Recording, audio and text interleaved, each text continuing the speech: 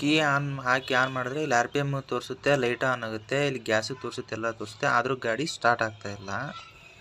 ಏನಾಯ್ತಪ್ಪ ಅಂತೇಳಿ ಗ್ಯಾರೇಜ್ಗೆ ಕರ್ಕೊಂಡೋಗ್ಬಿಟ್ರೆ ನಮ್ಮ ಮೇಸ್ತ್ರಿ ಎಲ್ಲವನ್ನೂ ಬೀಸ್ದ. ಏನಪ್ಪ ಇಲ್ಲಿ ಮ್ಯಾಗ್ನೆಟ್ ಕಾಯಿಲ್ ತಿರುಗ್ತಾಯಿದ್ರೆ ಮ್ಯಾಗ್ನೆಟ್ ಕಾಯಿಲ್ ಬೀಸ್ದ, ಇಲ್ಲಿ ಬ್ಲ್ಯಾಕ್ ಕಲರ್ ಇತ್ತಲ್ಲ ಎರಡು ಕಡೆ ಸ್ಟಾರ್ಟ್ ಮಾಡಿದ್ರು ಸ್ಟಾರ್ಟ್ ಆಗಲಿಲ್ಲ ಗಾಡಿ.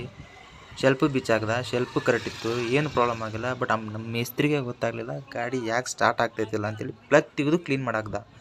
ಆದರೂ ಸ್ಟಾರ್ಟ್ ಆಗಲಿಲ್ಲ ಗಾಡಿ. ತಿರ್ಗಾ ಏನಾಯ್ತಪ್ಪ ಅಂತೇಳಿ ನೋಡೋಣ ಅಂತೇಳಿ ಎಲ್ಲ ಬಿಚ್ಚಿಬಿಟ್ಟು ಚೆಕ್ ಮಾಡಿ ವೇಟ್ ಮಾಡಿಸ್ದ. ಕೊನೆಗೆ ಅದು ಮೋಟ್ರು ರೆಡಿ ಮಾಡಿಸ್ಬೇಕು, ಮೋಟ್ರ್ ಪ್ರಾಬ್ಲಮ್ ಐತಿ ಅಂದ್ರೆ ಮೋಟ್ರು ಏನು ಪ್ರಾಬ್ಲಮ್ ಆಗಿರಲಿಲ್ಲ, ಎಲ್ಲ ಕರೆಕ್ಟ್ ಇತ್ತು. ಬ್ಯಾಟ್ರಿ ವೀಕ್ ಇದೆ, ಬ್ಯಾಟ್ರಿ ಒಂದ್ಸರಿ ಚೆಕ್ ಮಾಡಿಸು ಅಂತ ಹೇಳ್ದ. ಸರಿ ಅಣ್ಣ ಅಂತೇಳಿ ಹೋದೆ.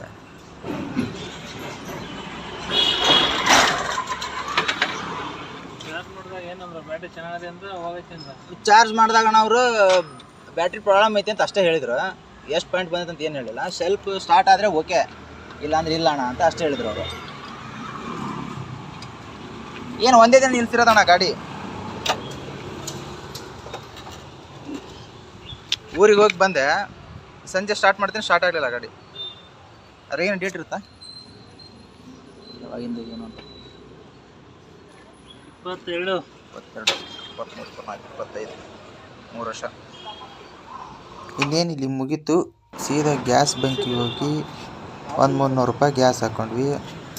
ಇನ್ನೇನು ಸಂಜೆವರೆಗೂ ಬರೀ ಗಾಡಿ ರಿಪೇರಿನೇ ಮುಗಿದೋಯ್ತು ಇವತ್ತು. ಇನ್ನೇನು ಡ್ಯೂಟಿ ಮಾಡೋದು ಅಂತೇಳಿ ಸೀದಾ ಮನೆ ಕಡೆ ನಮ್ಮ ಪಯಣ.